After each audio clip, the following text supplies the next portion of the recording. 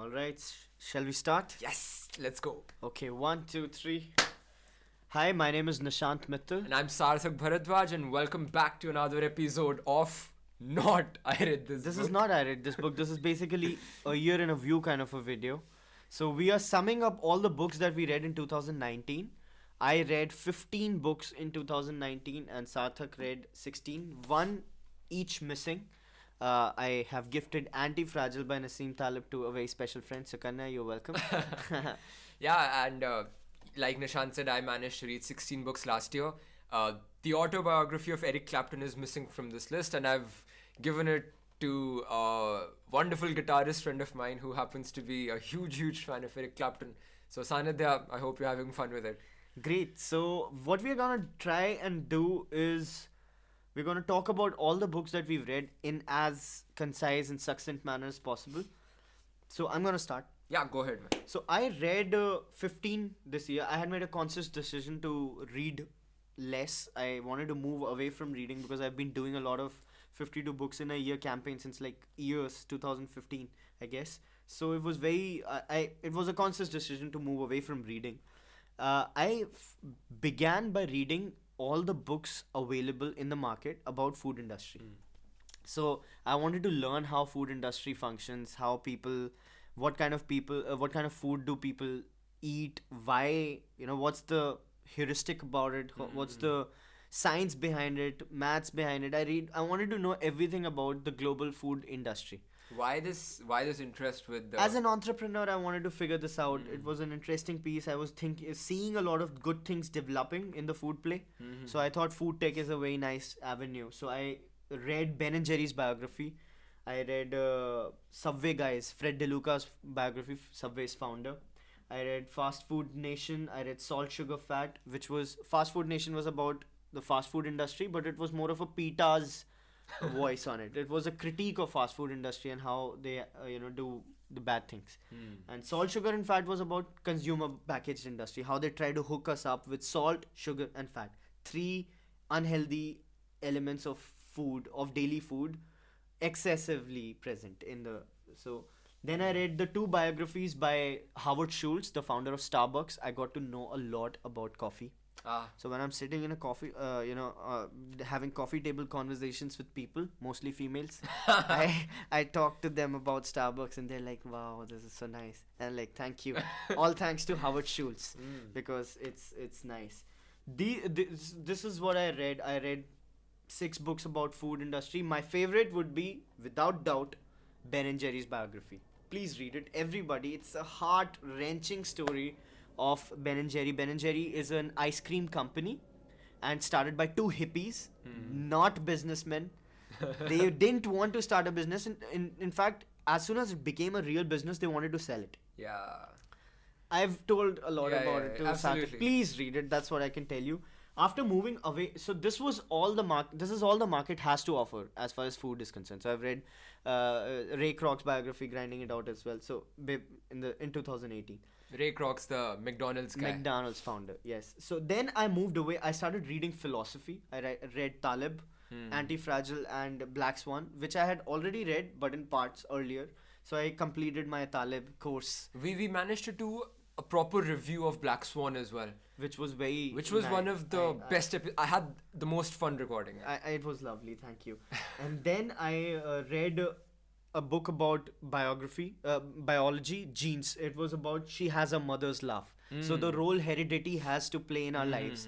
Why you look like you look, and how you look and I look, well, and think, it's more to do with just people Yeah. looking. It's beautiful. That's an important psychological concept as well. People are taught about it in 12th standard, nurture versus nature. I studied it, so I believe it's a book along the same lines. It's a very detailed book. You can look at it, very thick book. Yeah. Then I read Da Vinci's biography. Oh, which is right here, and it's an extremely difficult book. So anyway, go on. It's an extremely difficult book, true, because it's based in 1400s in Italy, Florence, and I mean, very hard to read, but I learned a lot about it. So whenever people are coming from Italy and talking about Italy, I have more to say than they do, and they get embarrassed. And it's like very cool because क्यों गया मैं Italy? Nishant से मैंने बात ये तो कर- देखा ही नहीं. उन्होंने ये देखा. What are the kind of things that people miss out on in Italy? So they miss out on a lot of like, of course, when they're traveling, they're doing all touristy things, Yeah, yeah. but they miss out on the real small cities where everything Ah. nurtured, which made Italy Italy. So Oh. there's a subsection of Florence Ah. where Da Vinci started practicing art, and it's impressive. So you must like to. I've written a whole review on it. Then I read Malcolm Gladwell because Talking to Strangers The released in writer's writer. 2019. The book got released. I had Oh pre-ordered it. yeah. I got it. I read it the same day. It didn't disappoint me at all. So it was brilliant. Yeah, and I remember Nishant, we talked about it and you were so excited about Malcolm Gladwell. In fact, he got me hooked on to Malcolm Gladwell. He recommended Outliers so heavily to me and I couldn't resist not reading it. And I believe every concept written in that book must be read, understood, taught, implemented. The As I told on the Black Swan episode, some non-fiction should be in the curriculum. Yeah, People should absolutely. read it. It's sad that only I know about things which Malcolm Gladwell talks, and now you know. But Yeah, a I few mean, people know. Yeah, So absolutely. then I read Reset, written by Subramanian Swamy, on Indian economy. A lot of people were talking about Indian economy, and I wanted to actually get some perspective. So We have a review of that. we have a review. And Big Billion Startup, the founding story of Flipkart, the Indian entrepreneur heroes. Also, the first video of I The read this first book. video of it was nice. And Hey man, can I do a little self-bragging out here for I read this please, book? please. Mihir Dalal, the author of Big Billion Startup, actually shared our podcast on Yeah. LinkedIn, which was Which big was thing nice. which is nice for us. Yeah. So I was happy. This was my 15 books. I had a fun time reading them. I didn't want to read a lot, but I ended up reading 15 books. And difficult books. to say. Difficult books. Just one fiction. So Yeah, it was Norwegian, which you recommended, which Yeah. I am glad. I read Murakami, my Yeah. only Murakami experience. It was good, thank you. So now over to you, man. Yes, so 2019 was the first year where I embarked upon the challenge of reading 52 books in a year. Again, I was inspired to do this by many conversations about books with Nishant. And yeah, I finally did it, managed to read 16. Not as many as I was hoping to read, but yeah, that's the number. I read about 4 books based on law because I am a student of law and these ideas really fascinated me. So these books were Courtroom Genius, which is written by Arvind P. Dattar and Soli Sorabji, two people who are senior advocates. Soli Sorabji has been an ex-attorney general of our country as well. His daughter runs perhaps the biggest law firm of our country right now, AZB Law Firm. And Arvind P. Dattar is a senior advocate. And this book is written about Nani Palkiwala, perhaps the greatest constitutional lawyer to have ever lived. An accidental lawyer. He actually studied English and then he went on to study law. He represented parties in most leading cases of our country, be it Keshwananda Bharti, be it the bank's nationalization case, be it Goloknath, anything, you name it. Keshwananda Bharti, Nani Palkiwala was at its helm. Secondly, then I read Legal Eagles, written by Indu Ban. Now, this is a book which has stories of all legal luminaries of our country, ranging from Justice Rohinton Nariman, Harish Salve, and the rest. This book follows a very interesting concept. First, it chronicles the life of a lawyer, and then towards the end mentions one exceptional case of which they were a part. Then another book I read was Keshwananda Bharti case. That's This the you title. must have gotten reference from the Courtroom Genius book, or did you find it Well, separately? this book was recommended to me by my constitutional law teacher. So thanks a lot, Bhavya ma'am. I don't know if she watches it or not, but so she recommended it to me. So it wasn't like a book inside a book, because I find a lot of books which I read in the books I've yeah. read. So Keshwananda Bharti is a book that has been heavily cited. Mm-hmm. You will find its mention in a number of Supreme Court judgments as well. Mm-hmm. And it was written by T.R. Dhyarujana, who was at that time during this case a junior lawyer of the then Attorney General who was representing the government of India in this case. And of course, Keshwananda Bharti is a landmark case. It laid down the basic structure doctrine in the Indian Constitution, and we owe a lot to that case and to the judges at that point. Another book I read along similar lines, along socio-political lines, was Nehru, The Invention of India, written by Shashi Tharoor. A good book offers well, a commonplace perspective on Jawaharlal Nehru. He chronicles his life. It was a fun read. Some information here and there about the partition of India. What I think I should mention about this book is that I really thought this book to be a laudatory book about Nehru because it's written by Shashi Tharoor, but he was actually very critical of Nehru when it came to his handling of the Indochina War and some other things. So in that sense, it was a good book. Then So those were the five legal and Yes. socio-political. 5 legal and then 1 socio-political book. Now, again, this year, along with you, I was playing a lot of guitar. I was really inspired, and two of the people which inspired me the most were Eric Clapton and Bob Dylan. So I read both of their biographies. Yes. So well, Amazing. it's not a biography of Bob Dylan. For that, he has a separate book. That's those are his memoirs. It's not an autobiography. I don't think he has written one. So the book I read about Dylan was Why Dylan Matters. It was written by a Harvard University professor, and it was written in the backdrop of Bob Dylan receiving the Nobel Prize. Yeah. And there was a lot of uproar in the community, in the literary community, about why is a lyricist receiving a Nobel Prize. So this book explains how Dylan's lyrics have actually enriched the English language, how the intertextuality between Greek authors, Greek poets, and Bob Dylan. So it was a very nice book. Then I read Eric Clapton's autobiography, which brought tears to my eyes. I couldn't stop playing Tears in Heaven after that. Wonderful book. I would recommend. I've never read a book about a musician because Really? I think music has everything to do with sound, Sure. and a book about musician. Yeah, I mean, I'm yet to experience this. I like knowing about what goes behind the process, what kind of music they made, why they made it. I mean, Clapton led, unfortunately, a very troubled youth, hooked onto drugs and all. Anyway, Oh no, I have read a book about a musician. It's called one? Not Dead and Not for Sale. It's by Scott Weiland, the STP frontman. I don't know Stone that Temple man. Pilots. Yeah, you've been playing a lot of songs by. Yeah, and then you even Oh, read yeah. a few business books, man. Ah. Yes, I actually did. Of course, the influence of Nishant sunk in despite my best intentions. He was speaking about companies' businesses all day long to me, and I couldn't help but read. So I read 2 books. One was Bad Blood, written by John Carreyrou. It was about the Theranos. infamous company Theranos and its equally controversial founder, Elizabeth Holmes. Elizabeth Holmes. They were trying to build a product to bring blood testing inside people's homes. That turned out to be a huge failure, and now they're facing legal It's battle. actually turned out to be. It actually turned out to be a scam. Scam, exactly. They cheated their investors, lied to their stakeholders for a long period of time. Everything. So Elizabeth Holmes is a phenomenon. You must. Yeah, you must actually. Yeah. A lot has been said about her voice, which it doesn't match her face, and it's actually a farce that she puts up to match the personality of Steve Jobs. Wow. Yeah, another book I read was Sneaker Wars. It's the story of the Dassler brothers who went on to found Founders of Adidas, and Puma. Yeah, I've written the story in my textual review, but Nishant tells it in a very interesting manner. Go So Adi Dassler and Rudolf Dassler were living together because they were brothers during the World War.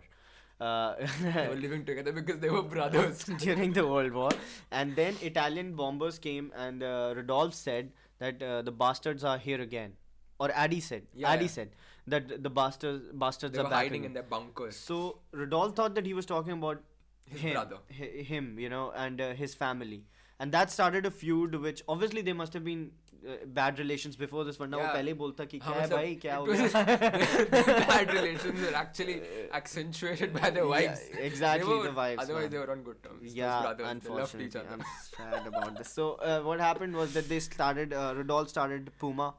Adi was leading Adidas, and then the whole thing was so intense. The cities were split, and Rudolf, whoever came with an Adidas shoe, he was asked to take that shoe away and wear a new Puma. So a lot of people took that for a case. वो ऐसे ही Adidas के shoes पहन के चले जाते थे ताकि उन्हें free के नए Puma जूते. के जूते मिल जाएं. No, but हरामी होते हैं लोग. Nishant, you're actually right when you said that it tore the entire city apart. The small Bavarian town in which their industry was built, that town was deeply divided after the brothers split up. Because most of the people had employment inside the industries of yeah.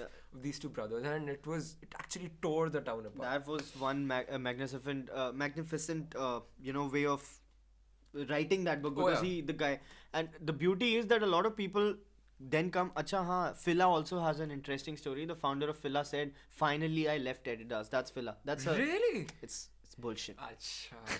I wanted. It's भाई just. साहब अगर ये होता है ना तो बहुत ही मतलब. I was telling people this story, the one I told you just now, and then a guy out of nowhere came and added this story, and I was like, okay. उसको ऐसे कर देते हैं. People know what this means. And then and everybody was shocked. Wow, this is such a beautiful story. And then I went home and checked, and it's like, so please, whoever says this to you, it's not true. Hey, I think it has to be mentioned. Another book along the same lines, which actually inspired me to read Sneaker Wars, is a book again recommended to me by Nishant. Phil Knight's Shoe Dog. The founder of Nike. The best book, a life-changing book. Exactly. On this subject. No, it can fit in at any point in time. No matter where you are in your life, that's a book you must read. Seriously, it's a novel. It's written like a novel, Yes. and it's better than most novels that you're gonna read. Yeah, so so- it's just like So that's absolutely get on it ASAP. So these are the two business books I read. Then you read a lot of fiction. Yeah, a lot of fiction. I'll just talk about three of them. By Kiga Higashino. Uh-huh. Yeah, so Kiga Higashino is a murder mystery writer, which my brother recommended. The fantastic thing about him, Japanese writer. Japanese writer. That's what's Japanese mentioning. writer, Nobody right. knows a lot about anything Exactly. about Kiga Higashino apart from Murakami. I don't know. Yeah. Not many people know about Japanese literature, but there's a lot of hidden gems found in regional languages, Yes. which conventional readers are not wary of. Exactly. This book, because my brother is studying in Japan, so I got to know about Kiga Higashino's work. Now he has been called Japanese Stieg Larsson. The unfortunate part is I don't know who's Stieg Larsson. so Steve Larson is Western Kiga Yeah, Higashino yeah. for you, and that's great because tell me about the. So how I explain Kiga Higashino to people is that he is if Agatha Christie and Sir Arthur Conan Doyle ever had a son, it'd be Kiga Higashino. Okay. The exceptional thing about his writing is that his murder mysteries, he writes murder mysteries by the way, they do not revolve around the question of who done it. The author reveals who the culprit is right at the start. But the entire discussion in the book is whether he or she gets caught or not. Whether the And characters in the book are gonna figure it out. Exactly. And he develops such complex psychological problems. Just a question. Yeah. Besides has he got some cinema cred behind him? Yeah, his movies have been made, but they're Japanese movies. Okay, great. Yeah, so of course I read some fiction here and there. Sense of an Ending by Julian Barnes, that's a very famous book. I read Sputnik Sweetheart by Murakami. We had a podcast. We have a podcast of it, which if you want you can watch. I read Norse Mythology by Neil Gaiman, which is a fun read. I would recommend it to everyone if you're looking for something breezy. So that's alright. That's And my. if you see me, don't say hi. Oh yeah, that If You See Me, Don't Say Hi is one of the first books written by an upcoming author, Neil Patel. I stumbled across this book on an airport bookshop because I wanted something thin to read, and it was just a collection of short stories. It's a fun book. It's a fun book written beautifully, but by the end of it leaves a sour taste in your mouth and you're left very sad and melancholy. It's a book about normal people put in extraordinary situations, and the sad part is these people in most of the short stories don't know how to cope with it, and they end up taking their lives. All right. So one question I'll ask you. Yes, You've go read for it. 16 books. Yeah. If you've got to give one book to somebody Oh out of these man, 16, don't only ask me one. that. Only one. Okay, so by the way, this is the list of the books that both of us have read for our. Man, I don't know. I think I would suggest Bad Blood. Bad Blood. Not because it's the best book I read, but because it has something to offer for everyone. I won't recommend fiction to you. There's a lot of stuff out there. Bad Blood is written really well, and it teaches you a thing or two about how the market works and what's been going on in our world. What about you? What about me? That's very difficult to I know, right? answer. Yes. So I am probably gonna suggest Anti-Fragile. Now Nassim you're Taleb. picking that up over Malcolm Gladwell. Yes, Taleb over What a Malcolm difficult Gladwell decision. this time. But Anti-Fragile is about how things that gain from chaos. So it's not about managing chaos. It's not about being okay during chaos. It's about benefiting from chaos. Nishant talks expensively on that topic in a proper review that we did of that book.